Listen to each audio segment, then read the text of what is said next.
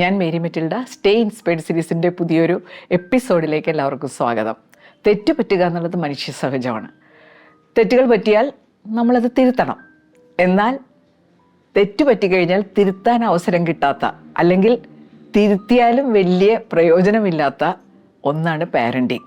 അവിടെ നമ്മൾ കൈകാര്യം ചെയ്യുന്നത് മനുഷ്യ വിഭവമാണ്. ഒരു കുഞ്ഞ് ജനിച്ചു വീഴുമ്പോൾ ആ കുഞ്ഞിൻ്റെ സാധ്യത എന്ന് പറഞ്ഞാൽ അനന്തമാണ്. എന്നാൽ ഇതേ കുഞ്ഞ് തന്നെ ബാധ്യതയായിട്ട് മാറിയേക്കാം.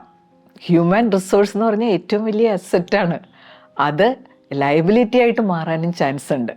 ഈ കുഞ്ഞ് വളർന്നു വലുതായി ഒരു ബാധ്യതയായിട്ടാണ് മാറുന്നതെങ്കിൽ നമ്മൾ ശരിക്കും നിസ്സഹായരായി പോകുന്നു. അത് ഏറ്റവും കൂടുതൽ എഫക്റ്റ് ചെയ്യുന്നത് മാതാപിതാക്കളെ ആയിരിക്കും. പാരൻറ്റിങ്ങിൽ പറ്റിയ തെറ്റ് നമ്മൾ എങ്ങനെ തിരുത്തും?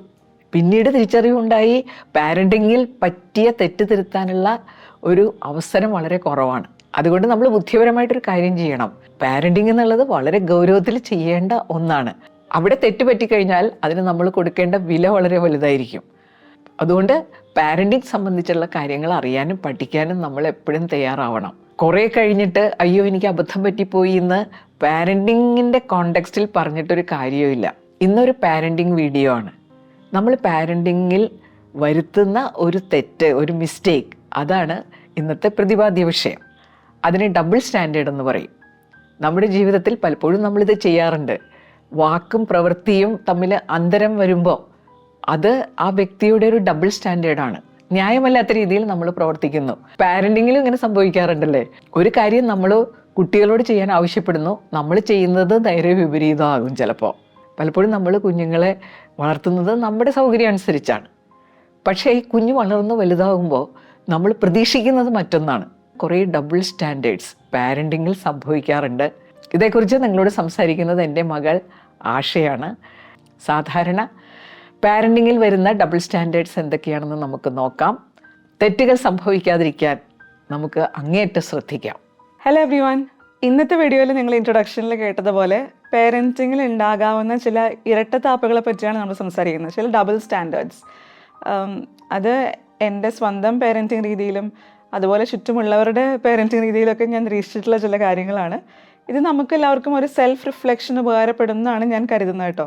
ആൻഡ് ഡബിൾ സ്റ്റാൻഡേർഡ്സ് എന്ന് പറഞ്ഞാൽ വേറൊന്നുമല്ല, മിക്കവാറും കുഞ്ഞുങ്ങളായിരിക്കുമ്പോൾ നമ്മൾ അവരോട് പല കാര്യങ്ങളൊക്കെ പറഞ്ഞു കൊടുക്കും അവർക്ക്, അല്ലേ? അവരെ നമ്മൾ പല രീതിയിലും പ്രവർത്തിക്കും. നമ്മുടെ പേരൻറ്റിങ്ങിൻ്റെ ഭാഗമായിട്ട് നമുക്ക് പല നിലപാടുകളുണ്ടാവും. അങ്ങനെ ഒരു പ്രത്യേക രീതിയിലായിരിക്കും നമ്മൾ അവരെ വളർത്തിക്കൊണ്ട് വരിക. പക്ഷേ ഈ കുട്ടികൾ മുതിർന്നു കഴിയുമ്പോൾ പെട്ടെന്ന് നമ്മുടെ നിലപാടുകളിൽ പലതും നേരത്തെ ഉണ്ടായിരുന്നതിന് വിപരീതമായിട്ട് മാറിയേക്കാം. നമുക്ക് കുട്ടികളുടെ മേലുള്ള പ്രതീക്ഷകളും പെട്ടെന്ന് നേരത്തെ ഉണ്ടായിരുന്നതിന് വിപരീതമായിട്ട് മാറാം. മുതിർന്നു വരുമ്പോൾ ഇവർക്ക് കൺഫ്യൂസിങ് ആയിരിക്കും. ഇവർക്ക് പെട്ടെന്ന് ഇതിനോട് പൊരുത്തപ്പെടാൻ പറ്റിയില്ല എന്ന് വരും. അങ്ങനെ ജീവിതത്തിൽ തന്നെ പതറിപ്പോവാവുന്ന അവസ്ഥ ഇവർക്ക് ഉണ്ടായെന്ന് വരാം. ഇങ്ങനെയുള്ളൊരു കാര്യമാണ് അനുസരണ എന്നുള്ളത്. കുഞ്ഞായിരിക്കുമ്പോൾ നമ്മൾ കുട്ടികളെ പറഞ്ഞ് പഠിപ്പിക്കുന്നത് അനുസരണ എന്നുള്ളത് വളരെ വലിയൊരു ക്വാളിറ്റിയാണ്, അല്ലേ? മറ്റുള്ളവർ പറയുന്നത് നന്നായിട്ട് അനുസരിക്കുക. അങ്ങനെയുള്ള കുട്ടികൾക്കാണ് നമ്മൾ ഗുഡ് ബോയ്, ഗുഡ് ഗേൾ എന്നൊക്കെയുള്ള വിശേഷണങ്ങളൊക്കെ കൊടുക്കുക. എത്രത്തോളം അവർ ചുറ്റുമുള്ളവരെ പ്രീതിപ്പെടുത്തുന്നോ അത്രയധികം സ്വഭാവ സർട്ടിഫിക്കറ്റുകൾ അവർക്ക് കിട്ടിക്കൊണ്ടേയിരിക്കും. എന്നാൽ വലുതായി കഴിയുമ്പോൾ ഇതാണ് സ്ഥിതി. വലുതായി കഴിയുമ്പോൾ നമ്മൾ അവരോട് എന്താ പറയുക? നിങ്ങൾക്ക് നല്ല ഉറച്ച നിലപാടുകൾ ഉണ്ടാവണം, അല്ലേ? പ്രത്യേകിച്ച് ചൂഷണം എന്തെങ്കിലും അനുഭവപ്പെടുകയാണെങ്കിൽ നിങ്ങൾ അപ്പം തന്നെ ചോദ്യം ചെയ്യണം, അല്ലെങ്കിൽ അവിടെ നിന്ന് മാറിപ്പോകണം. അതൊന്നും സഹിച്ചു നിൽക്കേണ്ട കാര്യമില്ല. പ്രത്യേകിച്ച് പിയർ പ്രഷർ, അതായത് ഒരു ടീനേജൊക്കെ ആകുമ്പോൾ മറ്റു കുട്ടികളുടെ പ്രീതി പിടിച്ചു പറ്റണമെങ്കിൽ അവർ ചെയ്യുന്ന പോലെയൊക്കെയുള്ള കാര്യങ്ങൾ ചെയ്താലേ മിക്കവാറും പറ്റുള്ളൂ. അവിടെ തിരിച്ച് നോ പറയാനുള്ള ഒരു സ്ട്രെങ്ത് വേണമെങ്കിൽ ചെറുപ്പം മുതലേ അത് ആർജിച്ചെടുക്കേണ്ട ആവശ്യമുണ്ടല്ലോ. അത് പെട്ടെന്നൊരു സുപ്രഭാതത്തിൽ അവർക്ക് അതിനുള്ള സ്ട്രെങ്ത് ഒന്നും കിട്ടില്ല. അതിനൊരു സ്ട്രോങ് പേഴ്സണാലിറ്റി ഉണ്ടാവണം. അങ്ങനെ ഒരു സ്ട്രോങ് പേഴ്സണാലിറ്റി ഉണ്ടാവണമെങ്കിൽ ചെറുപ്പം മുതലേ നോ പറയാനൊക്കെ ഇവർ ശീലിക്കേണ്ടിയിരിക്കുന്നു. പക്ഷേ ഇതിനൊക്കെ പ്രാപ്തരാക്കിയിട്ടാണോ നമ്മൾ കുട്ടികളെ വളർത്തുന്നത്? എനിക്കങ്ങനെ തോന്നിയിട്ടില്ല. മിക്കവാറും നമ്മൾ അങ്ങനെ ഒരു ട്രെയിനിങ് അല്ല അവർക്ക് കൊടുക്കുന്നത്. പക്ഷെ വലുതാവുമ്പോൾ നേരെ വിപരീതമായിട്ടുള്ള പ്രതീക്ഷകളാണ് നമ്മൾ അവരുടെ മേൽ അടിച്ചേൽപ്പിക്കുന്നത്. ഇത് ഒരു ഡബിൾ സ്റ്റാൻഡേർഡാണ് തീർച്ചയായിട്ടും. പിന്നെ നമ്മൾ കുട്ടികളോട് പറയുന്ന ഒരു കാര്യമാണ്, നീ പഠിത്തത്തിൽ മാത്രം ശ്രദ്ധിച്ചാൽ മതി, അല്ലേ? ഇപ്പോൾ പഠിക്കേണ്ട സമയമാണ്, വേറെ ഒന്നിലും ശ്രദ്ധ പോകാൻ പാടില്ല. So only focus on studies. വേറെ ഒന്നും നമ്മൾ ശ്രദ്ധിക്കുകയേ ചെയ്യരുത്.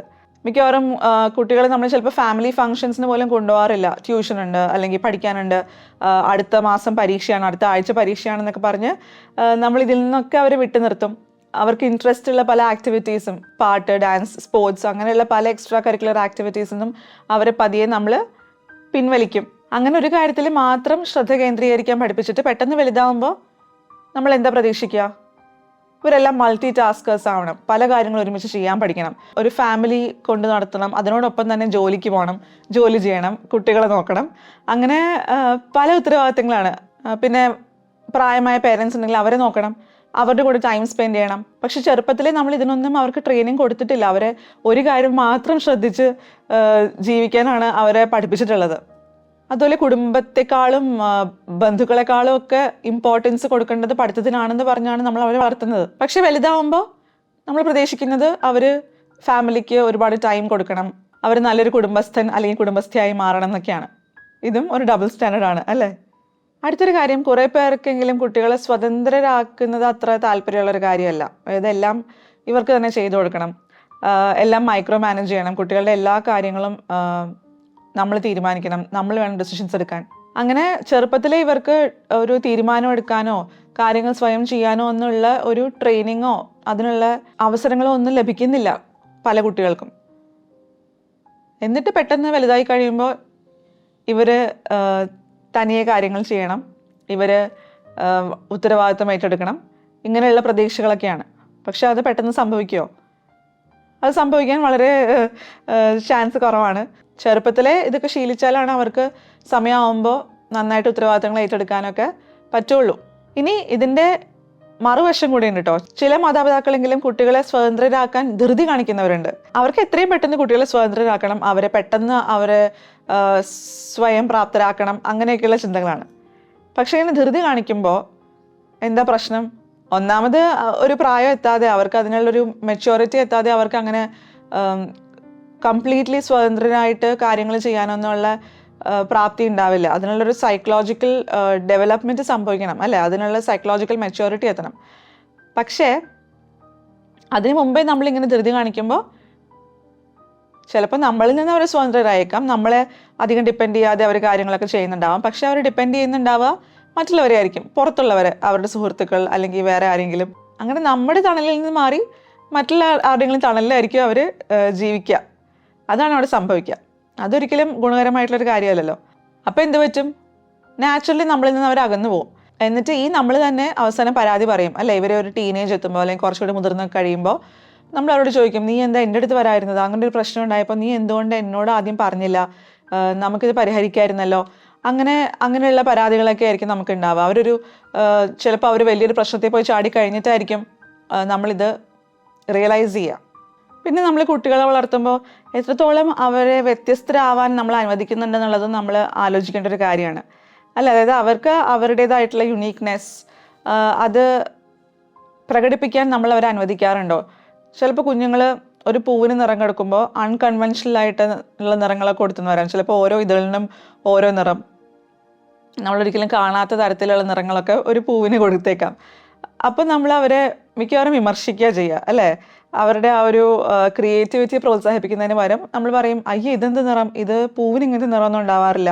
അങ്ങനെയുള്ള ചെറിയ കാര്യങ്ങളിൽ പോലും മറ്റുള്ളവരിൽ നിന്ന് വ്യത്യസ്തരാവാൻ നമ്മൾ അവരെ അനുവദിക്കുന്നത് വളരെ കുറവാണ്. പക്ഷേ ഇതേ കുട്ടികൾ വലുതായി കഴിയുമ്പോൾ നമ്മൾ അവരോട് പറയും, നിങ്ങൾ യുണീക്ക് ആവണം, മറ്റുള്ളവർ ചെയ്യുന്നത് കോപ്പി ചെയ്തല്ല നമ്മൾ ജീവിക്കേണ്ടത്. നമുക്ക് നമ്മുടേതായിട്ടുള്ള കഴിവുകളുണ്ട്, നമ്മുടേതായിട്ടുള്ള വ്യത്യസ്തതകളുണ്ട്, അതൊക്കെ നമ്മൾ പ്രകടിപ്പിക്കണം. പക്ഷെ ഇതൊന്നും പരിപോഷിപ്പിക്കാനോ പ്രകടിപ്പിക്കാനോ ഉള്ള അവസരം നമുക്ക് കുഞ്ഞിലേ തൊട്ടേ കിട്ടിയിട്ടില്ല. പിന്നെ പെട്ടെന്ന് വലുതാവുമ്പോൾ ഇതൊന്നും ഉണ്ടാവാനുള്ള സാധ്യതയില്ല അല്ലേ? അപ്പോൾ ഇതും ഒരു ഡബിൾ സ്റ്റാൻഡേർഡാണ്. അടുത്തത് നമ്മുടെ ഇന്ത്യൻ കൾച്ചറിൽ പ്രത്യേകിച്ച് ഒരുപാട് കണ്ടിട്ടുള്ള ഒരു കാര്യമാണ്. കുഞ്ഞായിരിക്കുമ്പോൾ നമ്മൾ കുട്ടികളോട് നന്നായിട്ട് ഭക്ഷണം കഴിക്കണം, നമ്മൾ വിളമ്പി വെച്ചത് മുഴുവൻ കഴിക്കണം, അങ്ങനെ എത്ര കഴിക്കണം എന്നുള്ളതിൽ പോലും അവരെ ഒരു തീരുമാനം എടുക്കാൻ നമ്മൾ സമ്മതിക്കില്ല അല്ലേ? അവർ മുഴുവൻ കഴിച്ച് പാത്രം ക്ലീൻ ആക്കിയാലേ നമുക്ക് സമാധാനമാവുള്ളൂ, അപ്പോഴേ അവർക്ക് അപ്രീസിയേഷൻ കിട്ടുള്ളൂ. പിന്നെ കുഞ്ഞായിരിക്കുമ്പോൾ കുറച്ച് ചബ്ബിയായിരിക്കണം അല്ലേ? കുറച്ച് വണ്ണമൊക്കെ ഉള്ള കുട്ടികളെയാണ് നമ്മുടെ സമൂഹം അംഗീകരിക്കുക. ഒരു ഐഡിയൽ ഒരു കുട്ടി എന്ന് പറഞ്ഞാൽ കുറച്ച് വണ്ണമൊക്കെ ഉള്ള കുട്ടിയായിരിക്കണം. പക്ഷേ വലുതായി കഴിയുമ്പോഴോ, മുതിർന്ന് കഴിയുമ്പോൾ, നമ്മൾ മുതിർന്ന ആളുകളായി കഴിയുമ്പോൾ അവരോട് പറയുക, അതെ വയററിഞ്ഞ് ഭക്ഷണം കഴിക്കണം, അങ്ങനെ ഒരുപാട് വലിച്ചു വാരിയൊന്നും കഴിക്കരുത്, പിന്നെ മെലിയണം, എന്താ ഇത്ര വണ്ണം വെച്ചിരിക്കുന്നത്, മെലിഞ്ഞൂടെ, എന്നൊക്കെ ചോദിച്ച് നമ്മൾ അവരെ തളർത്തും. ഈ കുഞ്ഞിലേ തൊട്ടേ എത്ര ഭക്ഷണമാണ് വേണ്ടത്, എത്ര അളവിലാണ് കഴിക്കേണ്ടതെന്നൊന്നും തീരുമാനം എടുക്കാത്ത ഒരാൾക്ക് വലുതായി കഴിയുമ്പോഴും അത് പറ്റില്ല, അതിനുള്ള കഴിവ് അയാൾക്ക് ഉണ്ടാവില്ല. ഇതൊക്കെ ശരിക്കും ഒരു കുഞ്ഞ് ജനിക്കുമ്പോൾ തുടങ്ങി ആ കുട്ടിക്ക് ഉള്ള കഴിവുകളാണ്. പക്ഷെ നമ്മളാണ് ആ കഴിവുകളൊക്കെ ഇങ്ങനെ നിർബന്ധിച്ച് കഴിപ്പിച്ച് നശിപ്പിക്കുന്നത്. പിന്നെ കുഞ്ഞിലേ തൊട്ട് അക്കാഡമിക്സിലായാലും വേറെ ഏതൊരു മേഖലയിലായാലും നമ്മൾ കുട്ടികളോട് പറയുന്നത് എല്ലായിടത്തും നിങ്ങൾ ഒന്നാമതെത്തണം, അല്ലേ, ജയിക്കണം. ഈ ജയം എന്നുള്ളതൊരു വലിയ കാര്യമാണ്, തോൽക്കാനേ പാടില്ല എന്നുള്ള സന്ദേശങ്ങളാണ് നമ്മൾ കുട്ടികൾക്ക് കൊടുക്കുക. എപ്പോഴും സ്വന്തം കാര്യം നോക്കണം, മറ്റുള്ളവരെക്കാൾ മുമ്പിലെത്തണം, നിൻ്റെ ക്ലാസ്സിലുള്ള കുട്ടികളെക്കാൾ നീ വേണം മികച്ചു നിൽക്കാൻ, ഇങ്ങനെയൊക്കെ പറഞ്ഞ് പഠിപ്പിച്ചിട്ട് വലുതായി കഴിയുമ്പോൾ അവർക്ക് സഹാനുഭൂതിയില്ല, അവർക്ക് മറ്റുള്ളവരെ സഹായിക്കാനുള്ള മനസ്ഥിതിയില്ല എന്നൊക്കെ പറഞ്ഞ് നമ്മൾ അവരെ വിമർശിക്കും. പക്ഷെ ഇങ്ങനെയല്ല ആ വ്യക്തി ശീലിച്ചിട്ടുള്ളത്. ചെറുപ്പം മുതലേ ഒരു റാറ്റ് റേസിലാണ്, അല്ലേ, ഒന്നാമതെത്തിയാലേ അവന് ജീവിതത്തിൽ എന്തെങ്കിലും നേടാൻ പറ്റുള്ളൂ എന്നുള്ളൊരു വിചാരമാണ് അവനുള്ളത്. പിന്നെ മുതിർന്ന ഈ കുട്ടിയോട് നമ്മൾ പറയും പരാജയങ്ങളെയൊക്കെ നേരിടാൻ പഠിക്കണം, അതിനിപ്പോൾ എന്താ, തോൽവി എന്നൊരു കാര്യമല്ല എന്ന്. പക്ഷെ ഇങ്ങനെയാണോ കുഞ്ഞിലെ പറഞ്ഞു കൊടുത്തിട്ടുള്ളത്? അങ്ങനെ പറഞ്ഞു കേട്ടിട്ടുള്ള ഒരു കുട്ടിക്ക് എങ്ങനെയാണ് പരാജയങ്ങളെ നേരിടാൻ പറ്റുക, എങ്ങനെയാണ് ആ ജീവിതത്തിൻ്റെ ഒരു ഭാഗമായിട്ട് കാണാൻ പറ്റുക? സോ വീണ്ടും അവിടെ ഒരു ഡബിൾ സ്റ്റാൻഡേർഡ് ഉണ്ട്. ഇനി ഇപ്പോഴത്തെ കാലഘട്ടത്തിൽ പ്രത്യേകിച്ചുള്ളൊരു പ്രശ്നമാണ്, എല്ലാവർക്കും തിരക്കായതുകൊണ്ട് തന്നെ നമ്മൾ കുഞ്ഞായിരിക്കുമ്പോൾ കുട്ടികൾ പറയുന്നതൊന്നും കേൾക്കാൻ നമ്മൾ അത്ര സമയം കൊടുക്കാറില്ല, അല്ലേ? പ്രത്യേകിച്ച് അവർ പറയുന്നതൊന്നും നമുക്ക് അത്ര പ്രാധാന്യമുള്ള കാര്യങ്ങളൊന്നും അല്ല. പ്രത്യേകിച്ച് ആക്റ്റീവായിട്ടൊന്നും നമ്മളങ്ങനെ ലിസൺ ചെയ്യാറേ ഉണ്ടാവില്ല. അവരെന്തെങ്കിലും പറയുമ്പോൾ നമ്മൾ ചിലപ്പോൾ മൊബൈലിൽ നോക്കിയായിരിക്കും അവർ പറയുന്നത് കേൾക്കുന്നുണ്ടാവുക. അല്ലെങ്കിൽ നമ്മൾ മറ്റു ജോലികൾ ചെയ്യുന്ന സമയത്തായിരിക്കും അവർ പറയുന്നത് കേൾക്കുന്നുണ്ടെന്നൊക്കെ വരുത്തി തലകുലുക്കി അവരെ വിടുന്നുണ്ടാവുക.